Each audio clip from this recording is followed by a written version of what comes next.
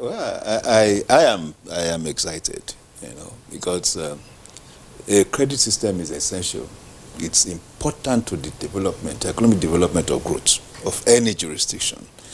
And if we're talking about the lag in the growth of Nigeria's economy, it is because we don't have a worthy credit system. It is good that this administration is attending, to consumer credit, because consumer credit is not available in the formal hemisphere, as it were, but in the informal and perhaps quasi-formal. If you've interacted with the lending apps, that's a form of consumer credit. But again, when you now consider the kind of interest rate you have to pay, when you are interfacing with the lending apps, you'll be talking about 40%, 50%.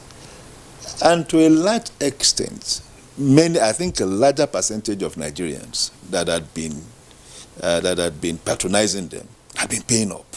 So it talks to a culture that we have not developed. It means that we can actually change that culture. Our culture actually is because we are constrained over time. Mm-hmm. So we are made to believe that we need to save before we acquire.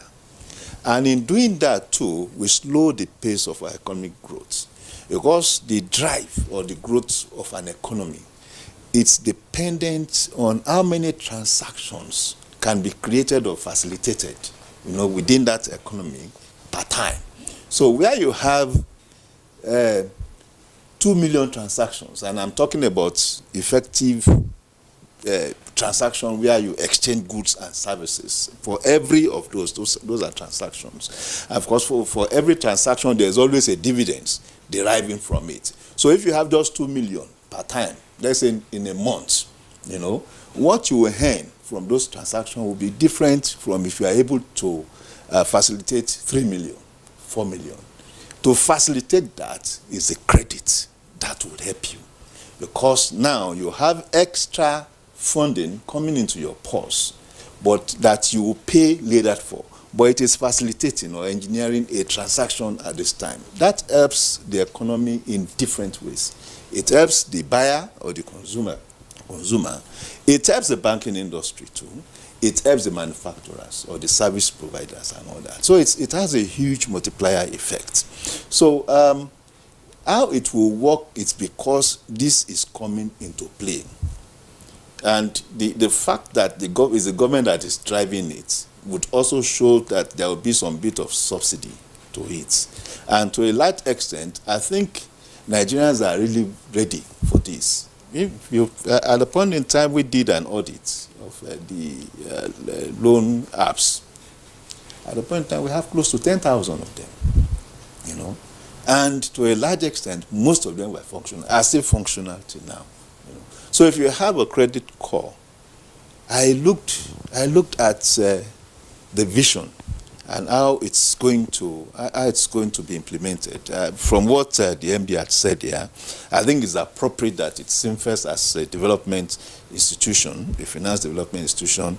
I think it's proper that it's not engaging directly with the public. It's going to engage more on lending activities to commercial banks, money deposit banks and all that, because those are the people or those are institutions that have been doing this over time, To a large extent, deposit money banks have not had any form of consideration for consumers. But I note again that in between 2004 and 2008, when we had the global financial crisis, some banks were actually lending for new vehicles in that period, and it was quite popular.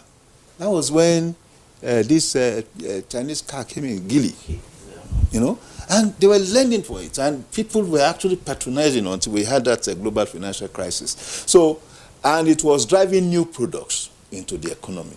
So for me, I think it will change, the culture of we have to save before we acquire, because that, like I said, is extending your well-being. is postponing, pushing your well-being, the destination of your well-being. You don't need to save 20 years for you to buy a house. But